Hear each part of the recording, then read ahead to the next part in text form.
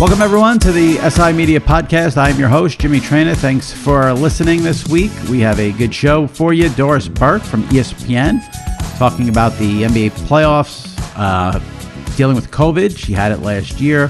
What's going on here with the terrible fan behavior at NBA games, broadcasting, and all sorts of things with Doris. And then following Doris Burke, Evan Longoria from the San Francisco Giants was kind enough to come on and talk about the whole unwritten rules thing in baseball and what's, how players feel about it, what are good unwritten rules, what are bad unwritten rules. So that was a hot topic. So I wanted to talk to a player about it. So I was able to get Evan. So Doris Burke, Evan Longoria on this episode. And let me just tell you, if you've missed any recent episodes, last week, Peter Schrager from Good Morning Football and Daniel Rappaport from Golf Digest were on the pod. 2 weeks ago, Andrew Marchand from the New York Post, Bill Carter from CNN on the great late-night documentary on CNN.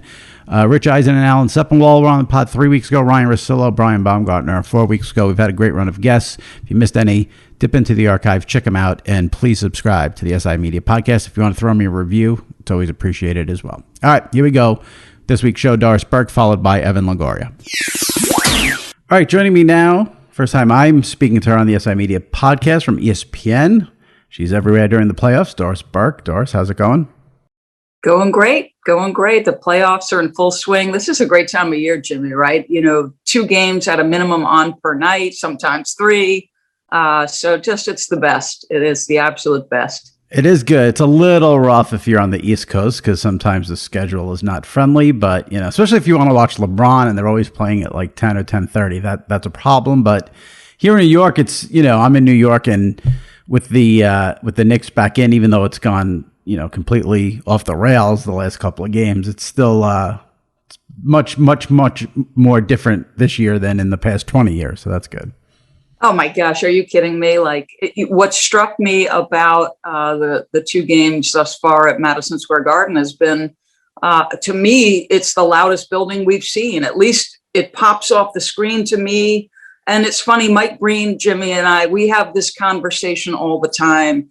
The Knicks could be out of it. It could be a Saturday night and they're at the end of the season. But if it's a possession ball game, that place is electric. So I'm happy for the fans. But the reality is, as this team overachieved, Tibbs maximized the roster, there's still some flaws that have been exposed. So it's interesting because, it's not a pleasant way to start, but it is a big theme right now, and it ties into all this with, we saw there, especially game 2 at the Garden, it was rocking. And, it's one of those deals where it's interesting because the game's on the local MSG station here with Breen and Clyde Frazier, and then TNT had game 2. And, the theme on the MSG broadcast was just the crowd, and it was 15,000 back. But now we're having this trend here where people don't know how to behave it's not just games. People don't know how to behave anywhere, it seems, anymore. And now we're seeing it here at sporting events. I think, I don't want to be Debbie Downer and sound so negative, but I think it's only going to get worse.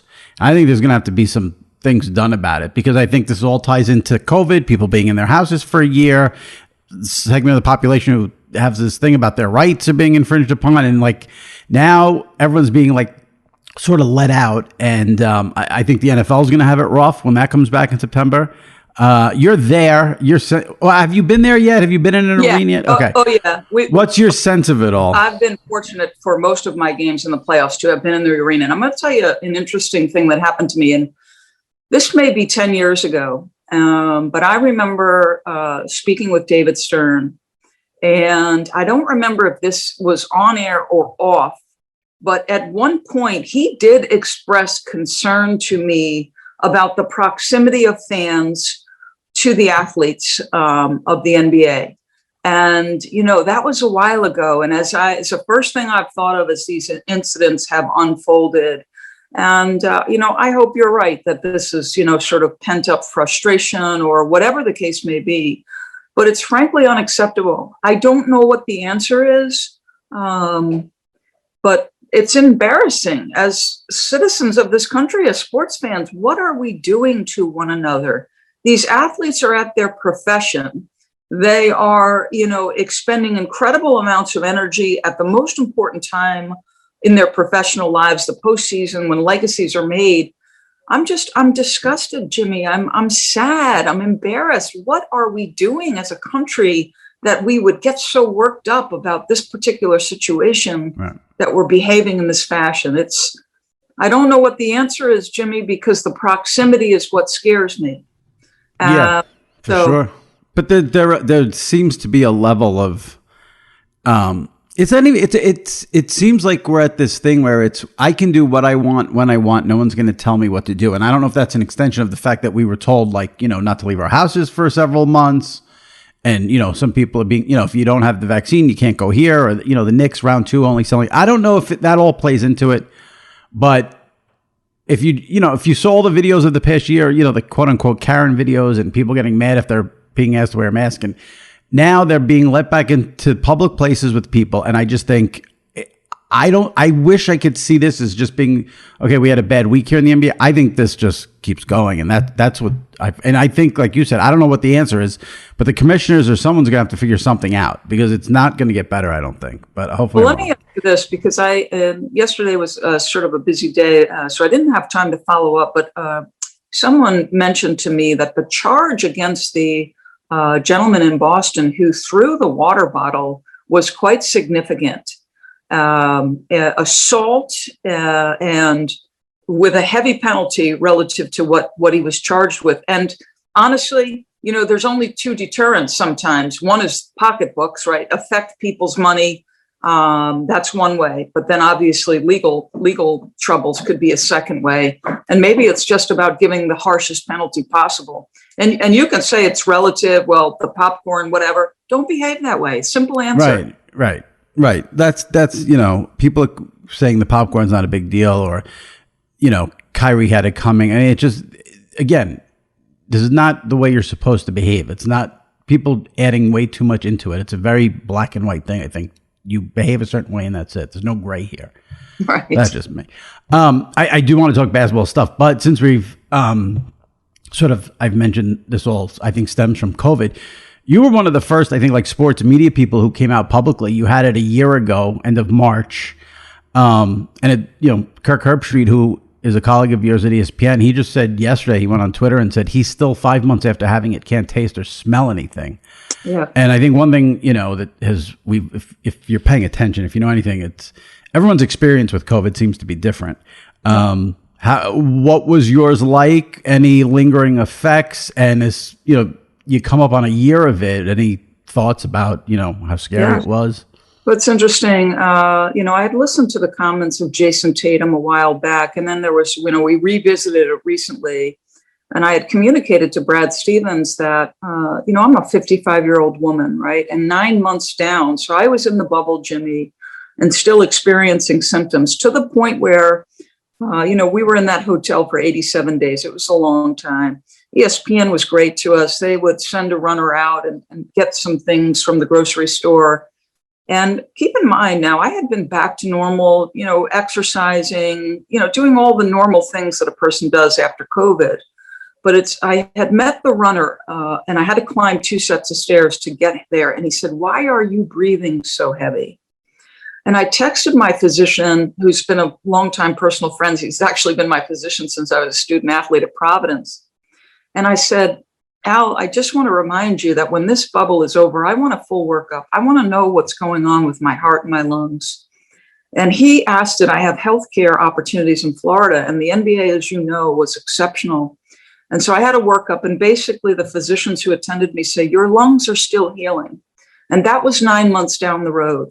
So my communication to Brad Stevens about his players who were talking about what's going on with them was, I can't imagine the terror of NBA players who have their life in front of them.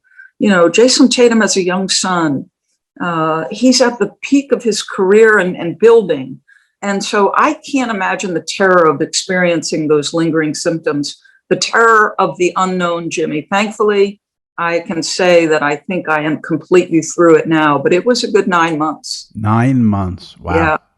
So it must really frustrate you when people are, it's just like the flu. It's not going to kill you. It's not a big deal. If I got to live my life. If I get it, I get it, blah, blah, blah. Yeah. I have a very good friend who was a baseball executive. And he texted me on July 4th, and he was starting a new venture. He's been in minor league baseball 35 years in the Hall of Fame for the minor leagues. Owned the Pawtucket Red Sox, was part owner for years, and then was starting a second career in Wichita. Texted me on July 4th what he could expect from COVID, and passed away 3 weeks later. Oh my God! Quickly, and he was on the, he's north of 60, Jimmy, but is set to start a brand new career and excited and this and that. And so for people to say it's the flu or there's nothing to be afraid about, that's naive. If you haven't experienced it, it's naive. No. Now, we mentioned earlier the Knicks, 15,000 were in the building last week. Obviously, more and more stadiums, arenas, teams opening up. Any fear, any trepidation about being around all those people? Or do you just, you go in, you do your job, and that's it? No, I mean, prior to vaccination, there were, episodically we would travel over the course of the winter. But I have to say, ESPN and the NBA did such a great job of sort of, placing us high enough up, plexiglass between us. You do that. You have to live and you have to continue to do your job in a variety of circumstances. And it's not as though we're frontline workers, right? We are so well protected. So prior to being fully vaxxed, slight anxiety, but now, no. And now I'm finding myself, I went to the grocery store this morning and I forgot a mask. And I saw on the sign of Whole Foods, it said something like, if you're double vaxxed, you don't need it.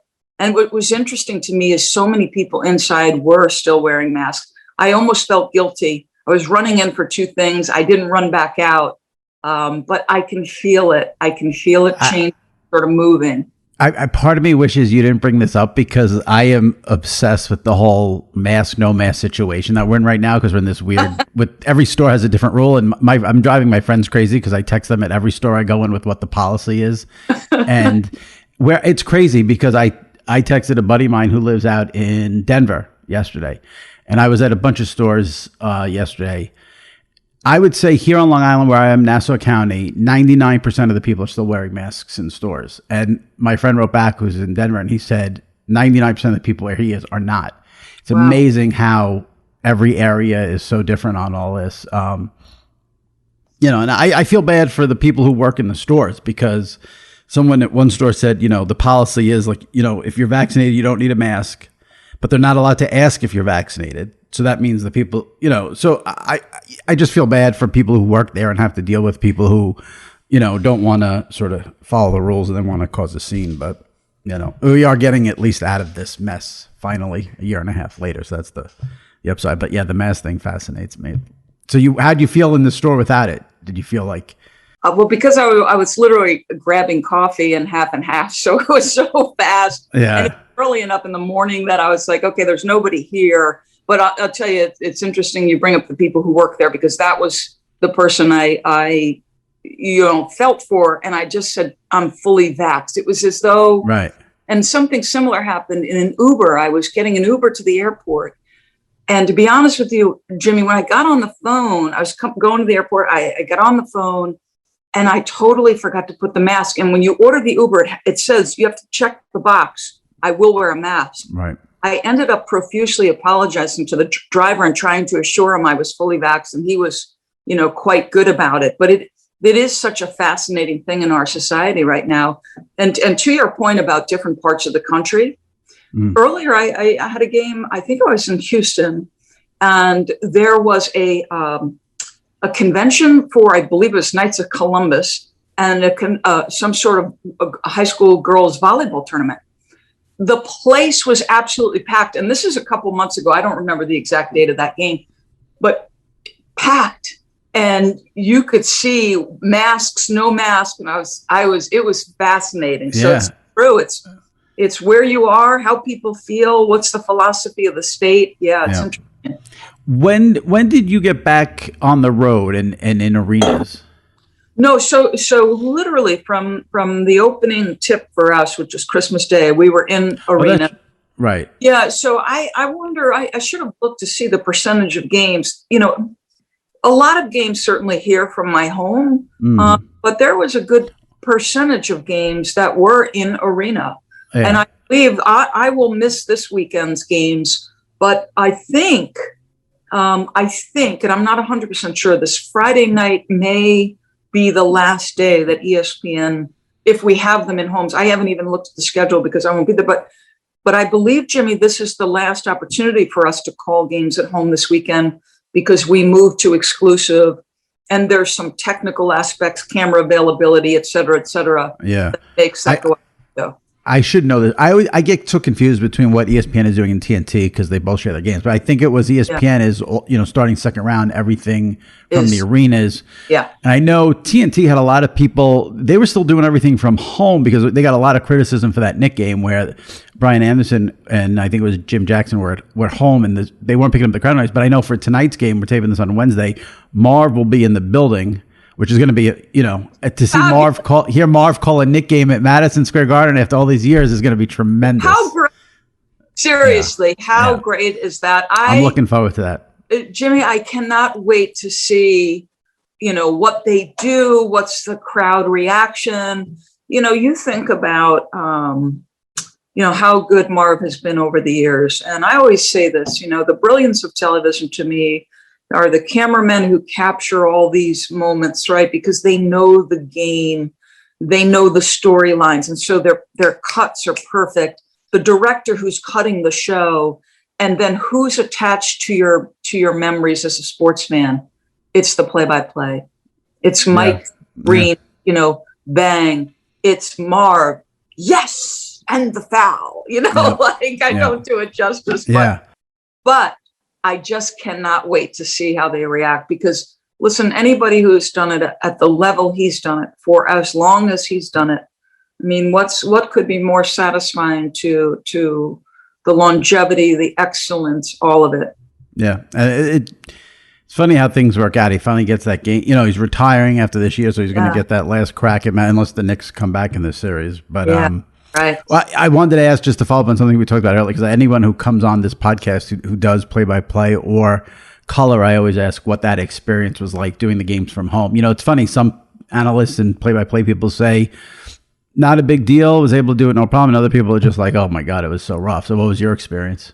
Yeah, I found it really challenging, to be perfectly honest with you, on many levels. The first would be, and you might think it's a small thing, but I could see the fans reacting to this on social media, the audio mix.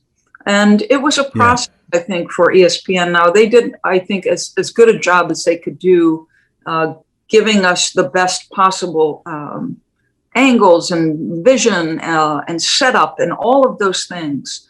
But the audio was extremely difficult. I found myself every single game getting off the air with a headache. And it might be because I would hit a talkback button, which goes directly and only to the producer, and he couldn't hear me. And communication for me in the course of a telecast is really important. I'm talking all the time.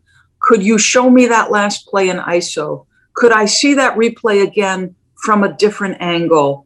And depending on who the producer is, and you work with several different ones, the interaction is either more or less. So that's one. Number two, I've not played or coached in the NBA. And so I do my job probably distinctly differently from, Mark and Jeff and Richard and all the guys who have been up, and Hubie.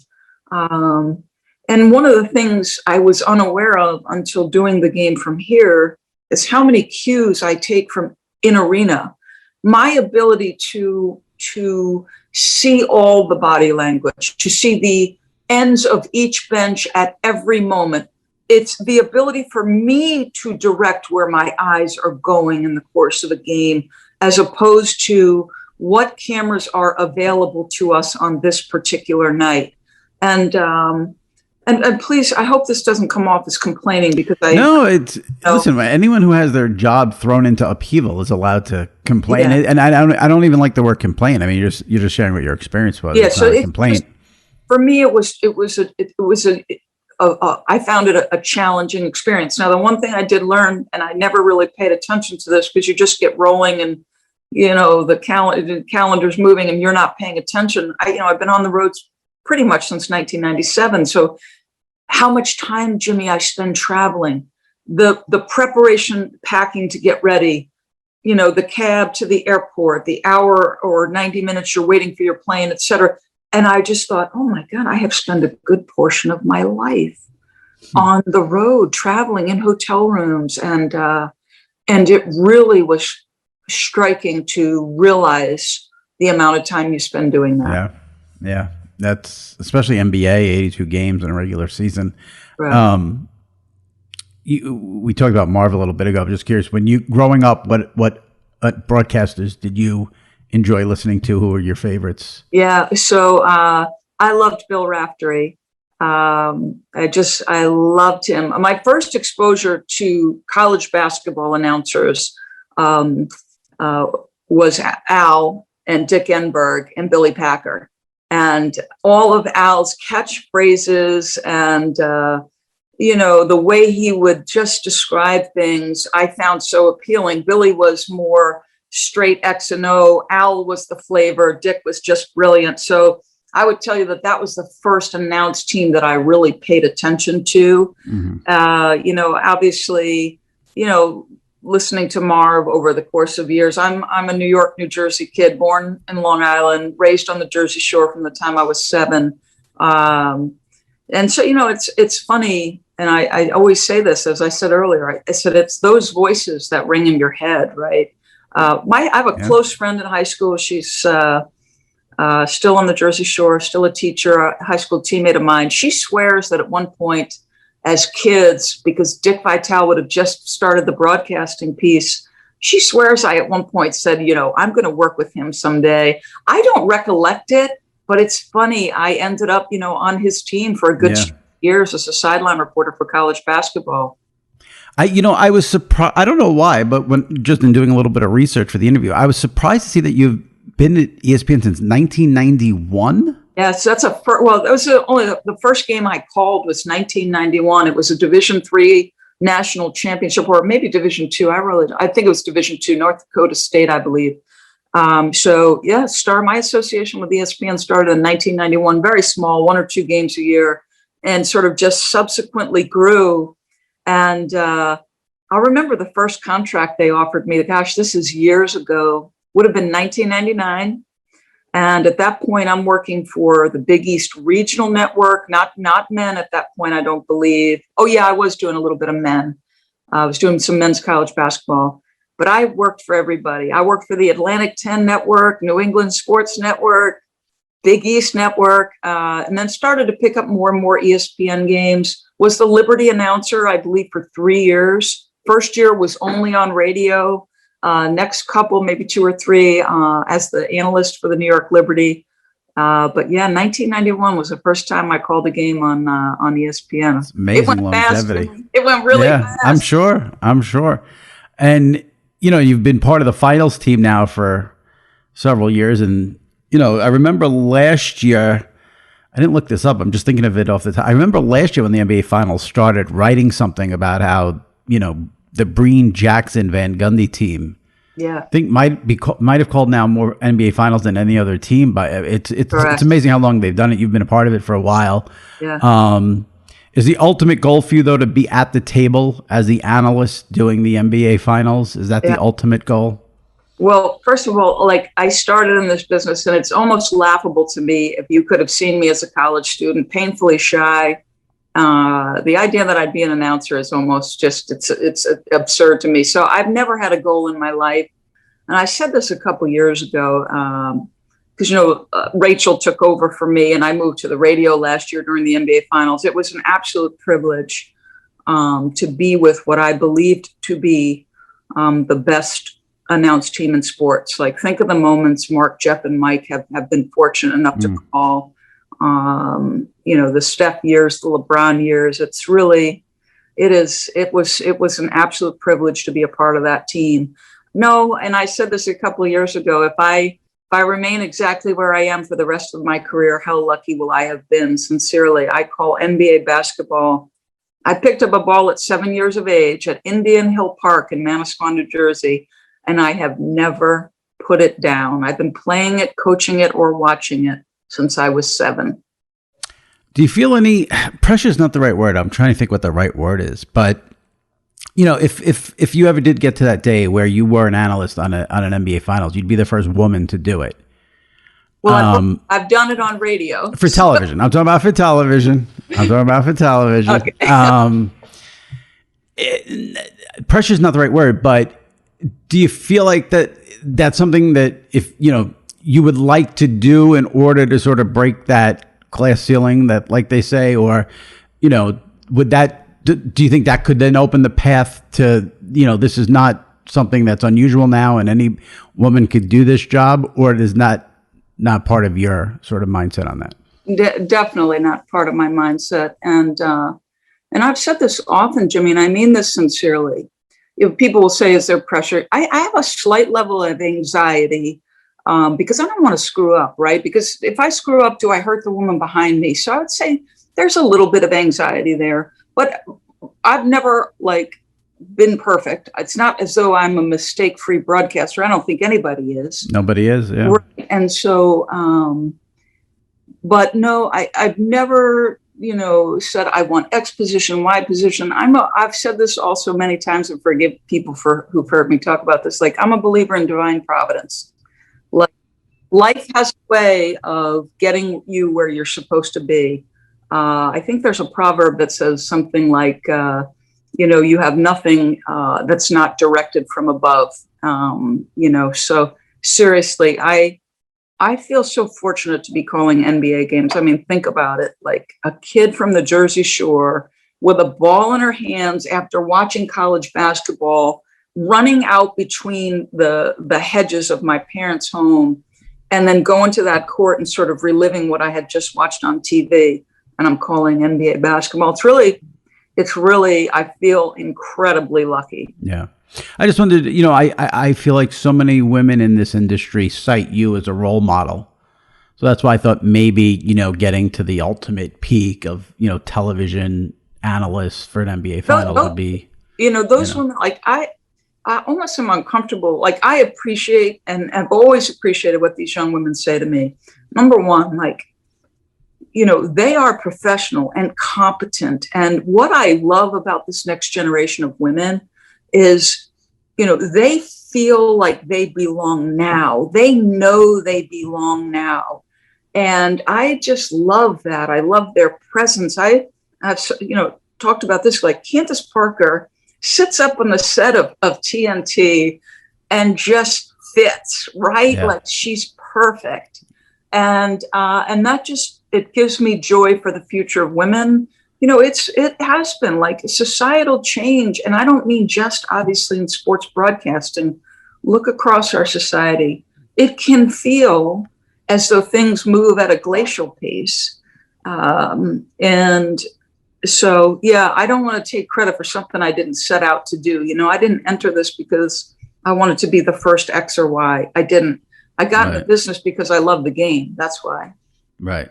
Well, if it ever happened, it'd be a big deal. So be prepared for it. The anxiety will definitely get going there if it ever happens. I'm begging Mark, Jeff, and Mike never to leave. I mean, they got it rolling now, but this business is crazy. Changes come about you don't even expect, you don't even see. I want to ask you a couple of questions about the playoffs and the Nets, but since you just mentioned them, I've had Van Gundy on this podcast. I love Van Gundy because there's not a ton of filter there, and I love when he fights with the refs. Do you have any Van Gundy story you could share, or anything where he said something that even you were maybe taken aback by, because he is. He's had some, there was the famous one I'm thinking about. I remember writing about it, but I forget everything. It was, I think Mark, I forgot the player. Maybe it was Embiid. And Mark said something like he's set up to be a top 10 player or something. And Jeff just lost it on the air and said, how dare you? We're not going to do this. Do you have any moments like that about Jeff that maybe stick out? Oh, gosh, there's been so many. When I was on that team, the things I remember most are the things that make me laugh or just give me happiness. Sometimes when Mike laughs, it's just a subtle little laugh, and it's something one of the two of them have said. And so, and it took my son saying this to me years ago. We were just watching a game and the announcers were having a good time. And he said, I don't think you understand, Mom, when you're having a good time, we're having a good time too. And so their chemistry and their synergy is unique. I don't know that I have one particular moment. I thought the night Rihanna walked in front of the table was quite entertaining. That was very entertaining. Thought he might fall off his chair. Yeah. But no, and I've said this so many times, like Jeff, he can deliver the basketball goods at the highest level.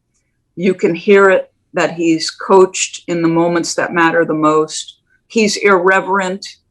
And I don't think being uncomfortable is a bad thing, right? It's you see this to me with Jay Billis in the college game. Their voices resonate.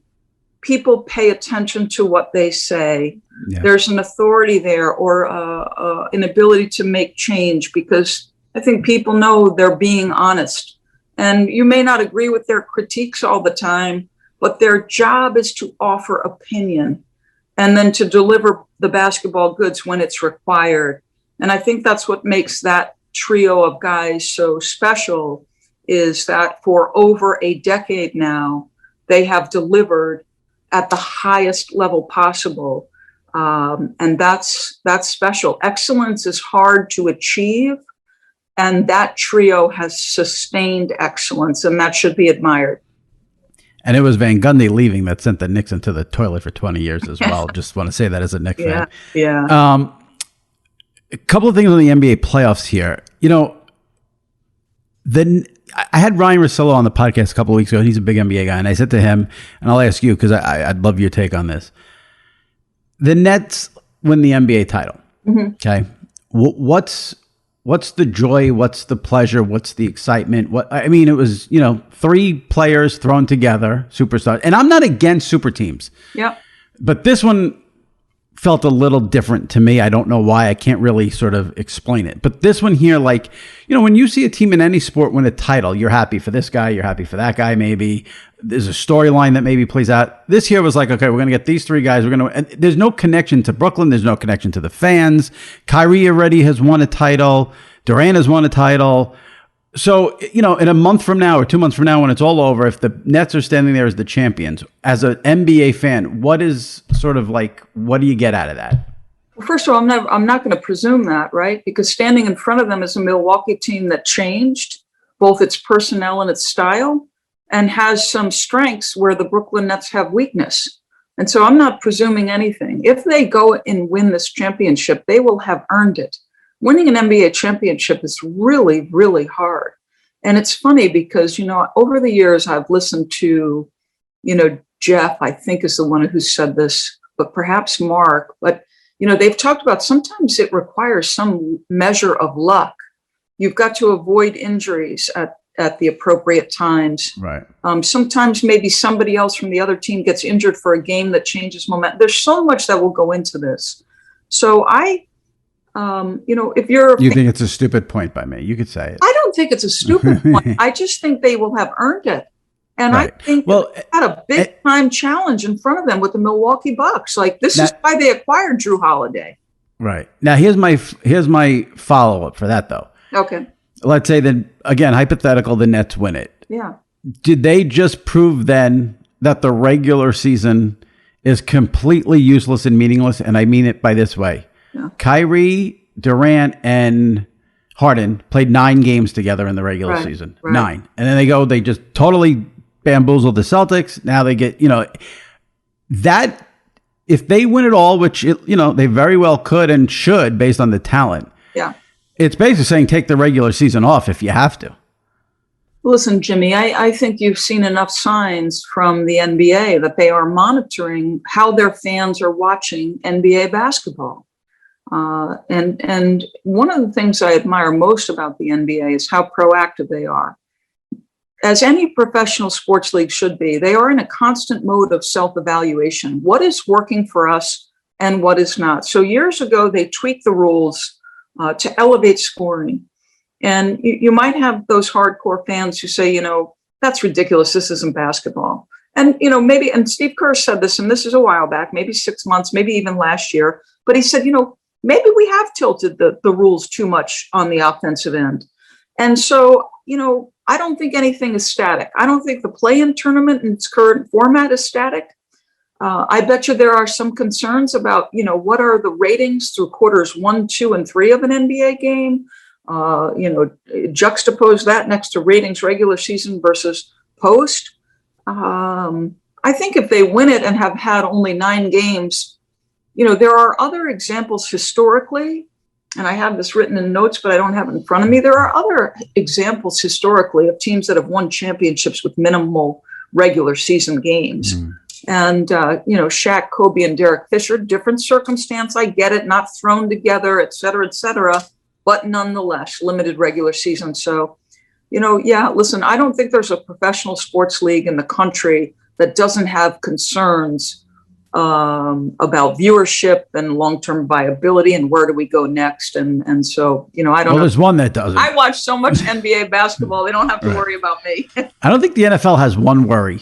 No, that's true. You're they right. have not one worry, the NFL. That's true. They just basically, That's very true. That's very true. Got a Brinks truck from the networks. And, let me ask you this. I feel like it hasn't been talked about enough, or maybe I'm just not paying attention, and it has been. But they didn't really have an off season from the bubble to starting the season because everything was obviously thrown out of whack because of COVID. Right. Do you think that's having an effect on the Lakers now and on LeBron? I mean, they obviously won the finals last year, so they had to go deep, very quick off season. Any lingering effect, you think, or think it's not a factor? Well, look at the guy who people consider to have top 5 skills on both ends of the floor, and that's Anthony Davis. And listen, his injury history, is what it is. And maybe it's because he's, a big man at the size and skill level he is. But, the soreness in the Achilles, the now groin issue. Listen, I don't know. And I think the league has some information regarding, we haven't had more soft muscle injuries this year relative to last, or if it is, it's negligible, or whatever the case may be. Here's what I know unequivocally. That when we sat down with coaches and players via Zoom, obviously all year long, what I would tell you is, and we discussed this as announced teams, is you could feel the weight of the way these players and coaches had to do this season. It was hard. It was mentally hard, and it was physically hard. And will that play a part ultimately in who wins the championship? Who knows? I don't know that that's quantifiable, but I would say that the people going through it can tell some stories, and you can feel the weight of that. Now, they are the ones who made the decision, right? There were financial implications, and they thus chose to do it this way. But certainly you can feel what this season felt like from them, and you can hear it and read it in their comments. I'm going to switch gears before we wrap up, but you mentioned social media earlier. Do you actually check it? Because I'm always surprised when anyone who's does play-by-play or color checks their social media. We're all. I can't speak for everybody. I'm on Twitter. I try not to necessarily look. I have seen some really hysterical things, some mean-spirited things over the years. As I've said a million times, I'm glad social media wasn't around when I was a younger announcer, because I couldn't have taken it. Somebody recently said something like, sometimes Doris looks 70 and sometimes she looks 40. And I thought, is that person related to me? Because that's exactly how I feel. So do I check it? I'm aware of it. I'm not like scrolling through, reading every single thing for sure, because it'd be vicious. But, I was looking at I follow you, and I was looking at you're not afraid to, though, throw an opinion out there that has, nothing to do with the NBA, which I love, and I like to see. Yeah. It's very rare, to be honest with you. I mean, social media for me, for the most part, is like, it's news. I'm like everybody else. I'm waiting for Woj to tweet out what happened with the Celtics, and I'll be honest, like the one great advantage of it, and that with society, there's everything that's good and bad. The one great advantage is I've read a million articles I would have never read had I not had social media, and these reporters don't link their stories. And I mean, from a sports perspective, but also from a broader societal perspective as well. So, yeah. But I like that, you're not afraid to get out there and, throw something out there that people may not like. That's key. Can't please everybody. So no, you definitely can't. I would say, obviously, for all of us, the one thing we want maybe is to be thought competent at our jobs. And it's a much better feeling to be liked than disliked. Everybody knows that. And but nobody's liked on social media. That's the problem. That's the problem. It's not a friendly place. Yeah. No. Yeah. During the season, especially now with the playoffs going on, do you get any downtime for yourself? Like, can you binge something on Netflix? Can you read a book? Or is it just constant NBA 24/7? Yeah. I'm a binge watcher when the season is over. Right. I can fit in some things. I watched that documentary on the sea. I'm going to blank on it. It's on Netflix. It was exceptional. I mean, absolutely exceptional. I did feast on Bridgerton over the winter. Sometimes there is nights, if I'm not working, I'm usually watching one East Coast, one West Coast. Right. But there's nights where I'm just like, I can't watch anymore. I can't. Right. That's sort of how I got into Bridgerton. Yeah. And then that would lead to very late nights. I might as well have been watching the West Coast game. I couldn't turn it off. Yeah. I would imagine during the big show the last couple of weeks everyone got into was Mayor of Easttown on HBO. My daughter told me. I haven't seen it yet, but my daughter told me about it. Yeah. It's not an easy, that's not something you'd want to watch. Like when your game is over, you go back to the hotel and you want to unwind. That's not what you should watch. Just so you know, that you got to pay attention to every little split second of that. So it's a little more difficult. Do you have a favorite arena to be in for a game? Well, I mean, and I think TNT made this point last night, just how good Madison Square Garden is. I've said for years, and people probably disagree. And remember, I'm shaded because of where I grew up, New York, New Jersey. Yeah. I just think when the Knicks are good, it makes a difference in the NBA. And I could be crazy, but that place is really, really special. Golden State, in that run, I mean, it was loud. It was so loud. Yeah. Los Angeles Lakers are a lot of fun. You can feel the energy, especially when they're good and the stars are out. That's a fun place. Do you ever, I mean, obviously this would have to be pre-COVID, but do you have any stories about you're at Staples doing a Lakers game and one of the celebs is trying to talk to you or meet you? I mean, we know you have a thing with Drake, but I'm talking about someone, but No. Does Jack say like, "Hey, Doris, how's it going?" I've always wanted to say to Jack, he and I share the same high school. Jack went to Manasquan High School on the Jersey Shore. And I've never had that opportunity to say it because, it's funny, when Los Angeles last won their titles, I was relatively new to the sideline position. So I didn't have time, nor did I have the confidence to be going up to the Jack Nicholson at that moment. But I've always wanted to say, hey, we're both Manasquan Warriors here. That would lead to a good conversation, I'm sure. Yeah. Last thing, I'm just curious, because you talk about doing sideline.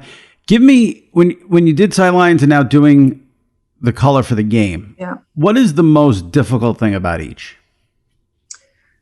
The sideline is probably, and it's funny, I called the first time I did sidelines a while ago. I didn't have any experience, and I called two people. I called Al Troutwig and I called Michelle Tafoya, and both were extremely helpful. And I'll never forget what Al Troutwig said to me, Jimmy. He said, Doris, there are going to be nights where you get off the air as a sideline reporter, and you're going to feel really good about what you did, that you helped elevate the experience for the viewer, and you're going to feel like you participated and it was great, because there's going to be far more nights where you get off the air and you think to myself, oh my God, they just paid me to do that. Because, you prepare the same way as the analyst and the play-by-play, but the fact of the matter is the game dictates whether or not you get into the show. Or sometimes it may be the producer. Philosophically, he believes in the role. Maybe he does. Who knows? There's a million things that may contribute to what your input is as a sideline reporter. So you have to be prepared to leave a lot of stories in your pocket. The analyst role, for me, especially when I started, there was some anxiety covering men's college and the NBA. And again, I played and coached women's college basketball And I knew when I started, there would be some objections to my presence as it relates to, people saying, well, she's never played or coached at this level. What's she doing there? So I remember having a lot of anxiety, and it took me years to just settle in and allow myself to have fun and say, some people are going to like your style and others aren't. And there's really not much you can control about that. So just, you love this game. So just, it's okay to enjoy it and have fun. And it took me a long time to learn that. How did that turn out? Did you feel like the rejection from, I guess, men who didn't want you in that industry, was it worse than you expected, what you expected, not as bad as you expected? Listen, ask any woman in the business. Well, I don't want to cut you off. I just, I know this, I'm a big Yankee fan, and I interviewed Susan Waldman. I followed her career. She got spit on in locker rooms. Yeah. So, I would hope by the time it was your turn to move up through the ranks, you weren't obviously you're going to experience blowback, but hopefully it wasn't as bad as, it got a little better over the years. And I've said this about women like Susie or Jackie McMullen, who was courtside. They carved a path and experienced things that I have not experienced. But let's not be naive here, right? There are both still subtle and overt objections to the presence of women. Sometimes you'd be surprised who that's from. I was going to say, do you feel it more from fans or players and coaches? Never from the players and coaches. I've always said they have been my soft landing spot. Now, listen, I'm not naive to that either. There are, particularly probably when I started and maybe still now. But listen, every woman would tell you, you will feel it. I could give you, I'm not going there, but I'm just going to tell you, subtle and overt. And all of us women, the distaff side, we have our discussions about it. And what I would say is, Jimmy, I've learned that you cannot allow somebody else's energy to affect yours. You just can't. Because if you do, then you're going to stop doing your job. And I am really lucky, and I want the viewer who's watching the NBA to enjoy the games as much as I am. But yeah, listen, come on, we know where we are societally. Yeah, that's a bummer. Listen, I'm not naive. I'm sure. I would think the fans would be the harshest. I don't know, but I'm sure. People in the business, in terms of executives, whatever. I'm sure that there's many a story there as well. Well, I'll tell you one thing that's interesting, and I really appreciated this. And again, this is going back a ways. This might have been when Twitter first started, and there was some blowback to me at that point. And I remember an executive at ESPN saying, "Listen, we're going to ignore that noise. We're going to ignore the noise of social media because we believe she's good at this." And I appreciate that, right? You have to have people in a position of power, absolutely, who believe in you. That's the bottom line. If ESPN doesn't afford me this opportunity years and years ago to start on men's college basketball, it doesn't happen. Right. Yeah. It's good that, I feel like that lesson needs to even be reinforced today, to ignore the noise on social media when it comes to announcers and broadcasting. And elsewhere, and elsewhere. Yeah. Exactly. Yeah. All right. Well, I appreciate you coming on, and, You got it. The ESPN has the West, right? The Western Conference Finals. They'll have the West. When it's conference finals, by that point, I'll have moved to radio, and I don't yet know where I will be. So yeah, I'm gonna ask you a question. You don't have to answer it, but I got to throw it out there.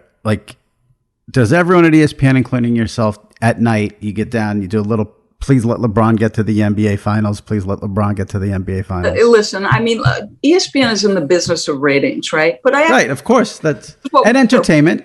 And it is, and it's true, right? Steph has already bowed out, and I'm sure there's concern at the executive level.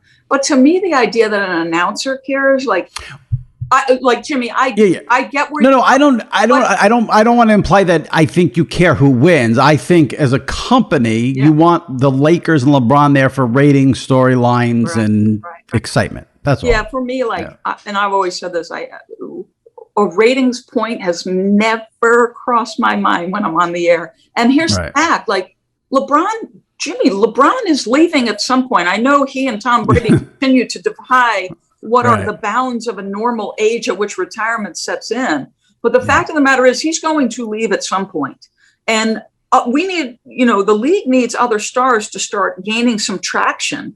So whenever that happens, it happens, and we're not in control of it. So listen, the guy's been absolutely brilliant.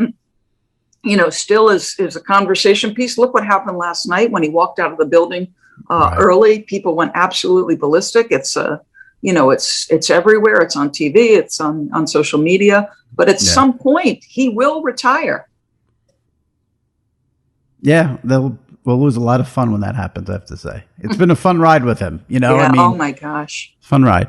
All right, I appreciate it, and enjoy the rest of the playoffs, and thanks for coming on. You got it, Jimmy. Thanks for having me. All right, take care.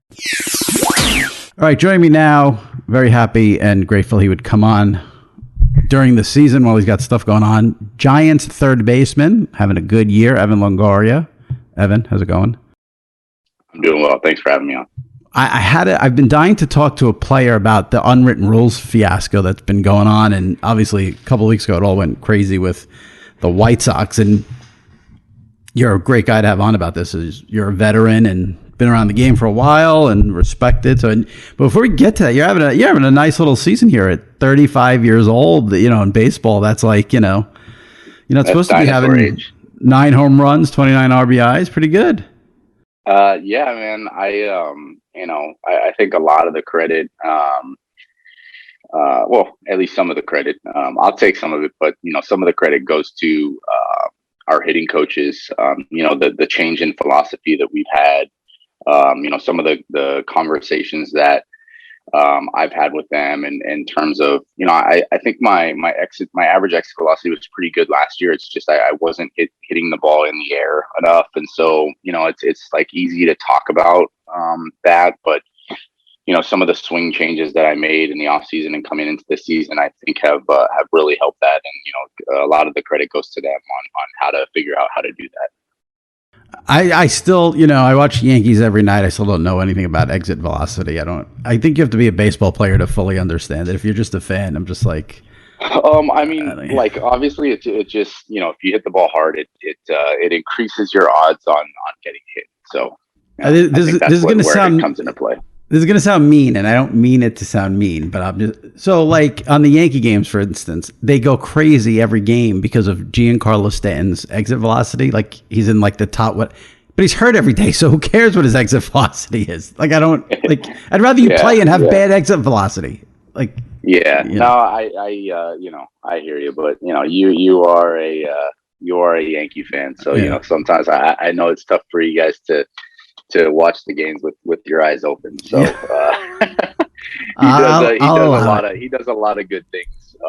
But I mean, obviously, like if you have 10 at bats a month and you hit the ball hard in 10 at bats, then that's not going to really translate into something all that positive. But to the point, there's a lot of benefit from hitting the ball hard. So all right. Maybe I'll get a lesson one day on it. So this is what confuses me as a fan about the unwritten rule stuff, and specifically what happened. I'm hoping you can maybe, I don't know, how open you can be, but so when the thing happened where, Mercedes swings 3-0 and hits the home run, and then La Russa, basically his own manager, comes out and was pissed and, said, rookie, and he shouldn't be doing this, and the rules and this and all this stuff. I noticed on Twitter a lot of players coming to Mercedes' defense and backing him up and BU and, But then the Twins the next night still throw at him. And then, of course, La Russa backs him up. So, like, I'm just curious in terms of the players. Can you break it down almost in terms of, like, a percentage? Like, is it an age thing where the older players maybe don't like what he did and the younger guys see that we need to grow the game and maybe something like that is good? Like, where are the is it really that divided among the players about the unwritten rules and celebrations and swinging 3-0? I mean, look, that particular instance, and I'm taking that in a bubble. I think a lot of the players think, obviously Tony La Russa doesn't think this, but I think a lot of the players think that when a position player gets in the game to pitch, that all of the rules go out the window. That's, you can say that's my personal opinion. I think a lot of guys that I've talked to feel like it's the same thing. My argument to that is like, what's the difference between 0-0, 1-0, 2-0, 2-1? Like the guy's not trying, he's lobbing the ball in there. He's not trying to get you, like he's trying to get you out, but he's not trying to get you out. You know what I mean? Like he's throwing one pitch, lobbing it in there, so what's the difference if, essentially the same pitch is coming every time. So I don't, in that particular situation, understand, kind of the uproar. Like I was having a conversation, I won't bring his name into it, but one of my teammates about it yesterday, in this particular situation. And he's like, if that's the case, then when you get to 2-0, you should just throw a ball to get to 3-0. So that you're going to get a free strike, because if you're not allowed to swing 3-0, then at least you get to 3-1 there, Right. So it's kind of it's just a weird deal. Yeah, and then the other side of that too is if the goal is to like just get the game over with as soon as possible, then the hitters in that case should be swinging at every pitch, whether they're in the strike zone or not. Like, why take pitches at that point? Just get the game over with, and maybe you could hit a ground ball, or Where do you stand? Let's say you're on, you're playing third base, and Fernando Tatis of the Padres hits a 480-foot bomb off one of your guys and decides to flip the bat, stare at it, take about, 5 minutes rolling the bases. Are you pissed, or do you not care? I mean, I'm not pissed anymore. That's just the way of the game. And, if you want to talk about unwritten rules, like, and you want to be pissed off about something that Yerman Mercedes has done this year, if you want to target him specifically, take his first big league home run. The guy's a rookie, never been in the big leagues. Hits a home run and he bat flips, pimps it, walks around. You know what I mean? Like, that should be, if you're talking about unwritten rules, you should be more pissed off about that. Me particularly, I don't care. Do whatever you want. I think that's obviously what the young, like, if we're trying to grow the game, the younger generation, they enjoy that. That's what you see nowadays. And I've grown to not care about it. I think that's, if we're trying to grow it, that's what needs to happen. Younger fans enjoy that. It's a part of the game now. But a 3-0 swing should be the last thing that anybody's worried about. Right. I don't care anymore if anybody, pimps a home run or whatever. I think that there should be a bit of an understanding on like timing of it. Like, the bigger the situation, the bigger the pimp job, kind of thing. Right. But it's like, if you're down 8-1 in the 8th inning, and you hit a home run, like, do you really need to like style on it that hard? Like, there should be like a little bit of an awareness there of like the game situation. Right. But again, I know how hard it is to hit a home run, and I know that like, some people want to enjoy it. Yeah. No, that makes total sense. And, again, the situation, if you're playing a team, if the Giants are up 8-1 and a guy on another team hits a home run and he starts styling, I mean, all you have to do is just point to the scoreboard, and that embarrasses the guy right there, basically. I've never understood. Maybe. Yeah. I've never understood the throw at a guy as retaliation thing. Like, what does that accomplish at the end of the day? Like, so he hits that home run, the Twins throw it him the next day. Now, you think that guy's never going to celebrate a home run ever again? I mean, he'd actually, that's a bad example because he wasn't in trouble for celebrating. It was because he swung 3-0. But do you think throwing at a guy who celebrates and pimps a home run ever stops a guy from doing it again? No, I don't.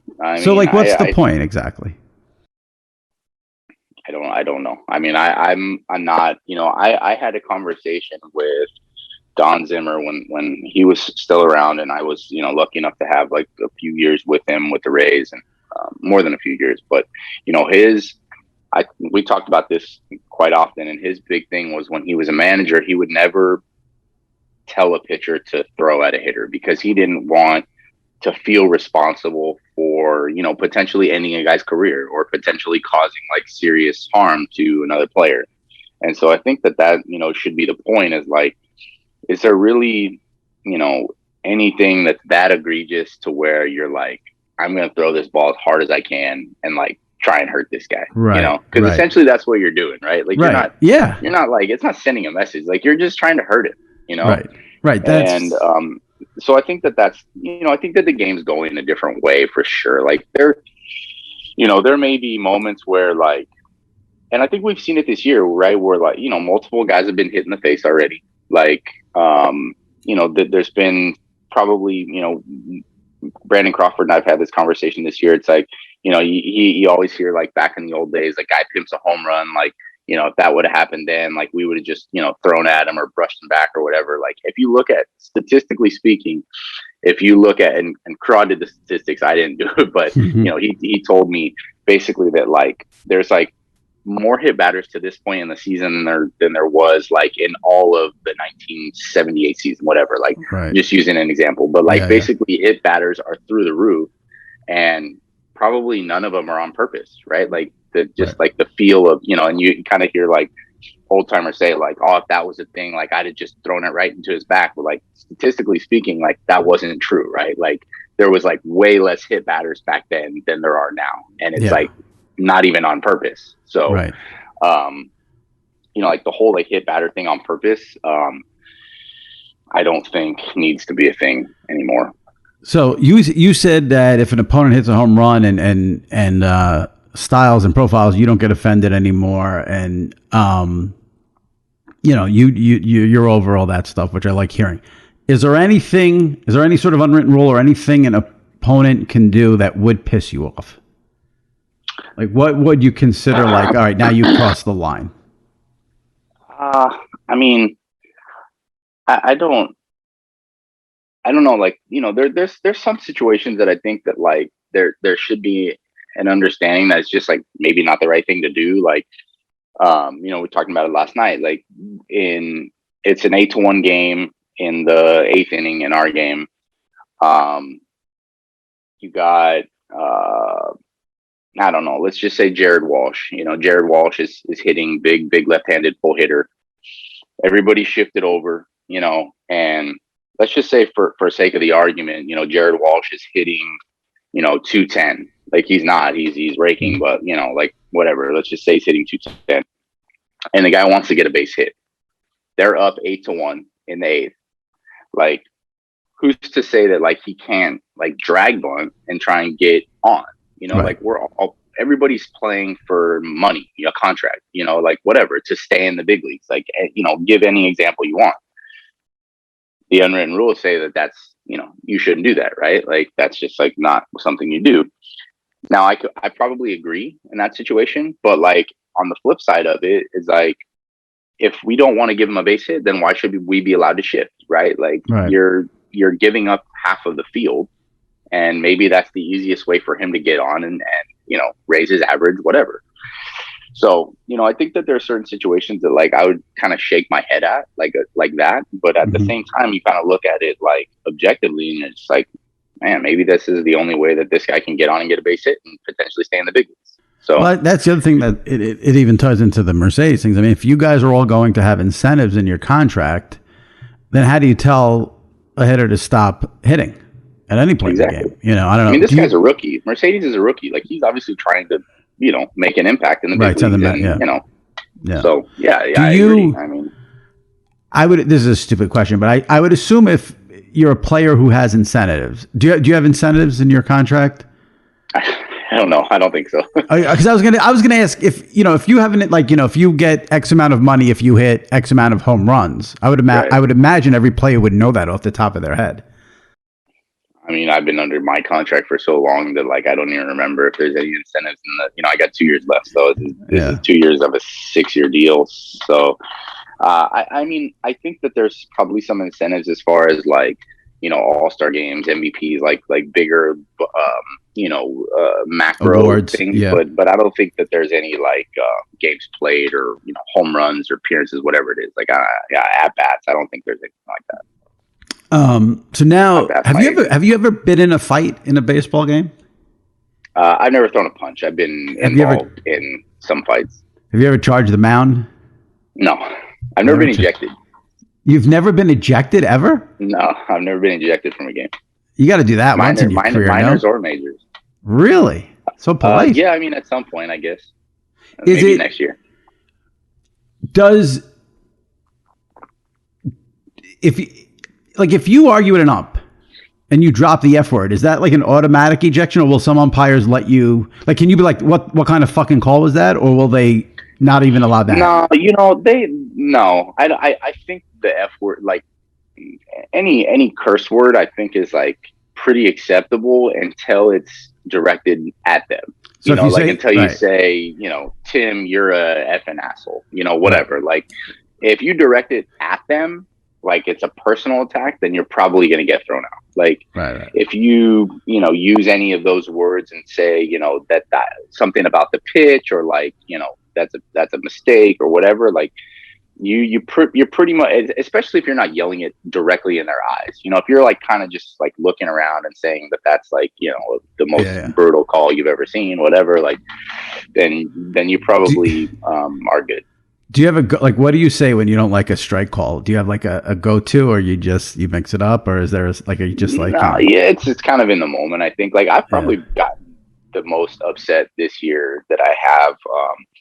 Just because I feel like we're seeing it a little more often. And I think sometimes it's in blowout games, where the moment is, it's not as big of a moment. There's kind of a lapse in concentration. And so, I mean, personally, like I'm not a big, like, personal attacker. I'm just going to say that, it's a bad call, or, that's my personal go-to, I think, is like just telling them like that it's outside or inside or low. Like when I know for sure, like I'll just tell them like flat out, like that ball is outside, like it's not even close. And then go back to the dugout and hope I'm right. But I feel like most of the time you feel like you're right when you're arguing that. All right. Now, obviously, you're going to be a little biased here because you're a hitter, but now we've got this whole thing with the pitchers scuffing the ball and using illegal substances, foreign substances, whatever you want to call it. Do you think it's being done more now than ever? Do you think people are just talking about it and it's always been done sort of the same amount? I think it's being done the same amount, but I think what the big issue is the substances that are being used are better.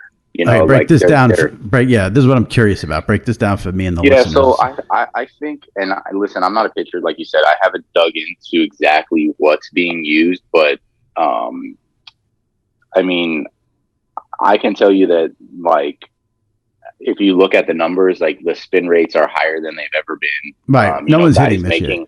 Guys making jumps from, I think it's probably physically possible to, like, make a 100 or 200 RPM jump, based on like maybe mechanics, or like, figuring out how to hold the ball differently, or a good pitching coach or whatever. But like some of the jumps that we're seeing in spin rate are like through the roof, guys just, and I think the scientific analysis of it, or like the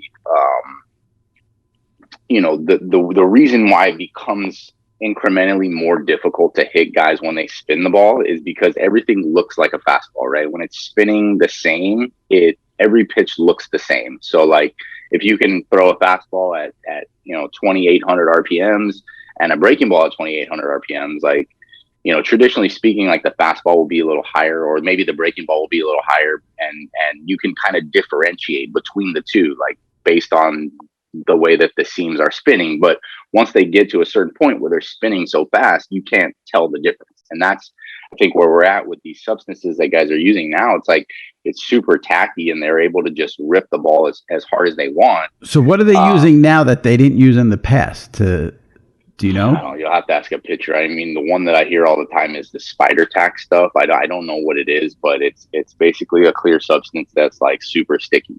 And I think in the past it was probably pine tar, rosin, sunscreen, spit, whatever it is, like guys were using. And now I think that there's stuff that guys are using that's, what would the spin to go through the roof. what would irk you more, finding out that a pitcher is using spider, clear, sticky stuff, or like the Astros banging on the trash cans to steal the signs? Like, what's more egregious? I mean, the Astros banging is more egregious because I feel like there's more people there's less people doing it, right? Like there's a lot of. I mean, I think every pitcher is using something, Right. without a doubt. And that's why I think that's why the substance stuff is so not talked about and under the rug, because if one player calls out a pitcher for using the substances, there's pitchers on his team using the substances. So you're going to burn yourself in the, you got to keep that quiet because you just said everyone's doing it. Yeah.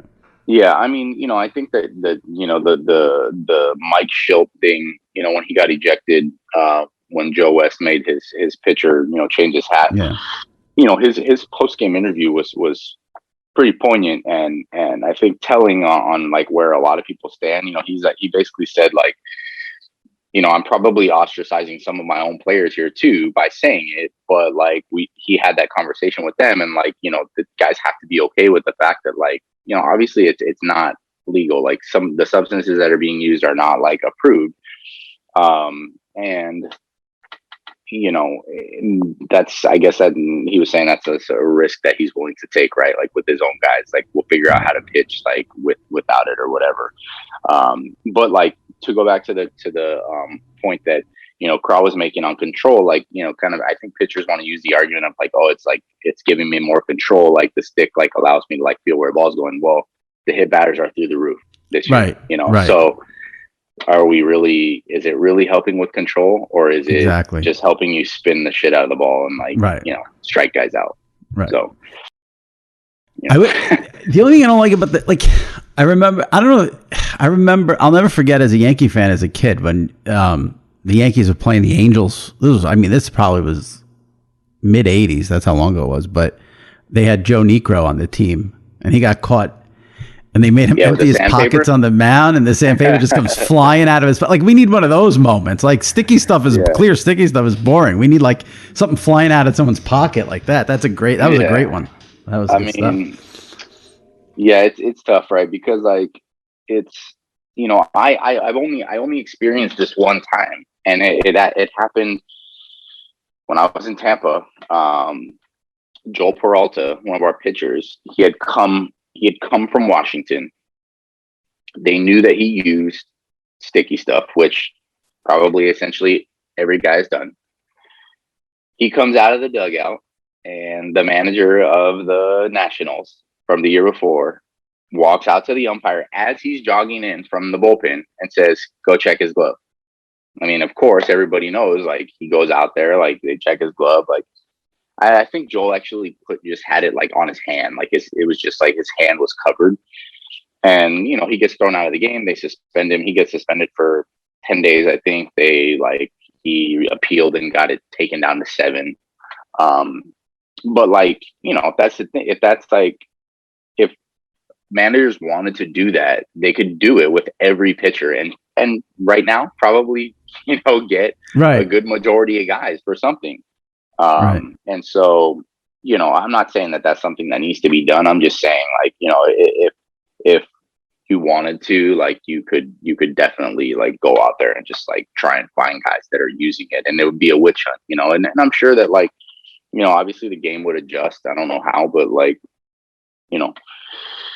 I don't think that that's what Major League Baseball wants. I don't think that that's what the players want. I think it would become kind of, like a black eye. Like it would just be a bad look, every time somebody goes out there, like the umpire goes and checks, and then you got guys getting thrown out left and right, or, whatever it is. Like that's not what the game wants. So I think that, we need to find, some in between ground on that. And, if it's truly for control, then let's find some sort of substance that, allows you to, have a good feel for the baseball and not spin it, 3,100, 3,200 RPM. So the batters can't see what's coming. Well, I appreciate you shedding light on this, because I wanted to hear from a player about this, since all that stuff happened. So I I like the insight. Before I let you go, though, I got to ask, because I follow you on Instagram, obviously, and you've gotten into the trading card craze pretty hardcore here. You like to do the unboxing, right? Is that what it's called? Unboxing. Yeah. But I've been buying like individual cards too. I'm hoping that my son gets into it, with me at some point. We started at the beginning of the pandemic with getting back into Pokemon cards. I collected them when I was 10 years old, probably 11 years old, and then I hadn't thought about them for years and years, and then we started getting back into it at the beginning, and my son was real into that, so that kind of sparked it. It went crazy over the pandemic. I had Darren Rovell on the podcast who he like sort of broke it down for me, because I saw it getting crazy, and I was going through my stuff. Supposedly I have good stuff I didn't even know, but you got to get it graded, and now you can't get it graded. The company's too busy, so I don't know what to do with it. Do you know how much the most expensive Evan Longoria card is?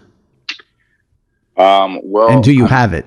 No, I mean, I actually just bought, like, I've been driving my price up on eBay. So people that are bidding on my cards on eBay, it's probably because that's tremendous. I've been trying to win them. I've been trying to, buy my own cards back.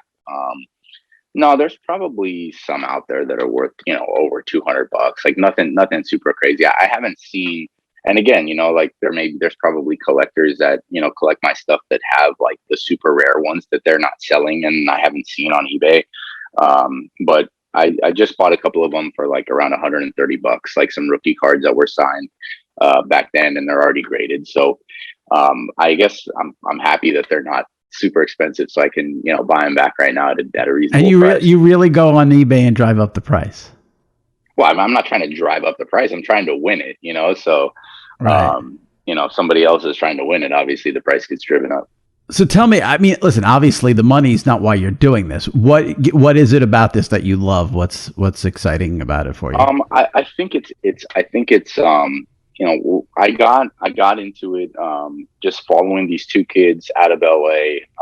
They started, an Instagram live and Instagram on their, like, basically their savings, these two kids, like it's called Picks and Pulls. And they, I just started watching them. Somehow I stumbled across them. And for me, it's like a little bit of like the nostalgia of opening the pack of cards, like seeing what you get, and a little bit of it is, I think like a gambler's mentality, because like the cards have gotten so expensive, but at the same time, they've, the values are through the roof, right? So like you can open this box that costs, $500, but you could potentially get a card out of it that's like a $20,000 card, so it's like scratching a lotto ticket, Right. I think that aspect of it has kind of like excited me, and also it's like it's a fun community to kind of be a part of, right? Like there's so many people that have jumped on this that, like, at times we'll have 200-300 people in there, and like somebody's opening a box and like everybody's excited for this guy that's, gets a big card or whatever. And so the hobby has definitely grown to the point where like it's appealing to, a large swath of people. Yeah. I like the people who try to say like it's not a gambling thing when, they're spending like hundreds on boxes. It 100% is, and I think that there's definitely an investment aspect of it too, but like the gamble is obviously spending, $2,000 on a box and you may potentially get nothing. Right. So yeah, that's bad. I've done that. It hurts. Yeah, that would hurt. What's your best card before I let you go? I've got a couple nice Fernando Tatis Jr. rookie cards. So it's all the new stuff. The old stuff isn't as good as the new stuff. Like I have Nolan Ryan cards. I have, Ricky Henderson and all that. Like it's in the old stuff, it's about condition. So like if you've got a Nolan Ryan rookie card or whatever that's like in perfect condition and it's graded, then the value of that's going to be probably pretty high. But like the newer stuff, because they do a lot of low numbered stuff. They do a lot of autographs now. They do, they put a lot of money into the product now. So I think that the values like reflect that. But yeah, I mean, still the older stuff. It's just, I think that the hobby is a newer one. There's more younger people into it, so they don't identify with the older stuff, the Reggie Jacksons, the old, all the older generation players. I mean, even like the players now that I think kids are probably still most excited about are obviously like Ken Griffey Jr., Derek Jeter, like, and that's not even an old guy, but those, that's kind of the era that people are still excited about. Once you get beyond that, it becomes a little bit tough to explain who, Nolan Ryan or, even Randy Johnson was. Right.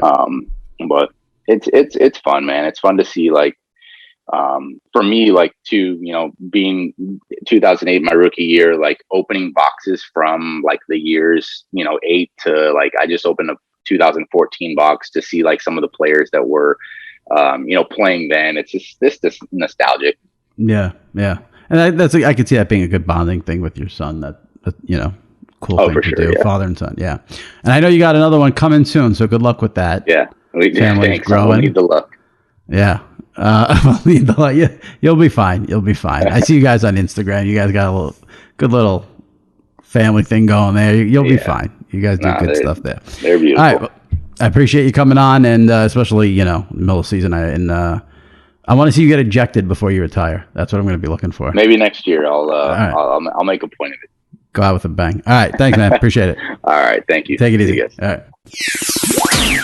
All right. My thanks to Doris Burke and Evan Longoria for coming on the pod this week. If you missed any previous episodes of the SI Media podcast, we've had some great guests and great episodes over the last month. Peter Schrager from NFL Network and Daniel Rappaport from Golf Digest last week. Daniel talking about the Koepka-DeChambeau feud, which was good stuff. 2 weeks ago, Andrew Marchand from the New York Post, Bill Carter from CNN on the history of late night television. With a lot of people got great feedback on that on Twitter. A lot of people like that pod. 3 weeks ago, Rich Eisen and Alan Sepinwall. 4 weeks ago, Ryan Russillo, Brian Baumgartner. Check those out. Subscribe, and if you can rate and review, appreciate that as well. All right, we'll see you next week right here on the SI Media podcast. Stay safe and take care.